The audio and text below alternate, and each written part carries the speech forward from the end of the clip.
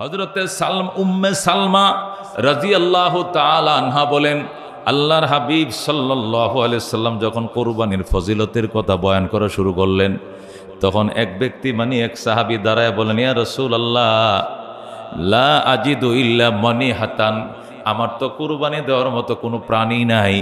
আমাকে একজন দুধ পান করার জন্য একটা গাভী ধার দিছে, এটা উটনি ধার দিয়েছে, আর বলছে এটা দুধটা খাওয়া তোমার জন্য হালাল, প্রাণীটা তোমার জন্য হালাল নয়।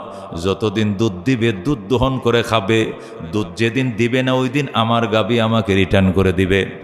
এই শর্তে এক আল্লাহর বান্দা আমাকে একটা গাভী দিয়েছে। মানিহা মানে দুধ দানকারী প্রাণী, এটা গাভী হতে পারে, উটনি হইতে পারে, ছাগি হতে পারে। সাহাবী বলেন, ইয়া রাসূলুল্লাহ, শুধু দুধ পান করার অথরিটি দিয়ে আমি একটা গাভী পাইছি অথবা উটনি পাইছি।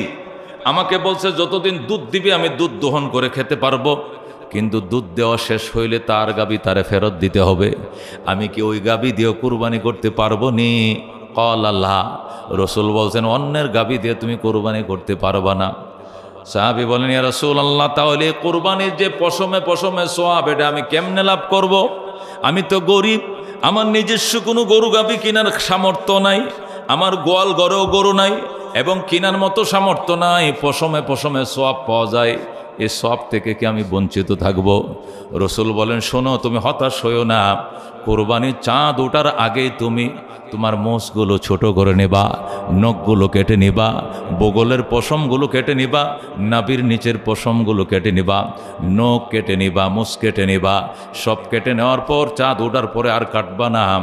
ঈদের দিন যারা কুরবানি দেওয়ার সামর্থ্য রাখে, তারা যখন তাদের পশুর গায়ে চাকু চালাইবে, তাদের কুরবানি হয়ে যাবে, তাদের পশুর গায়ে চাকু চালানোর পর তোমার নখের উপরে তুমি চাকু চালাইবা, নেল কাটার চালাইবা, চালায় তুমি এই অবাঞ্ছিত লোম পশম এবং নখগুলোকে তুমি পুনঃ কেটে নিবা।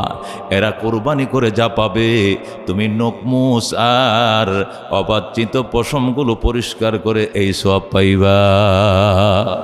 সুবহানাল্লাহ।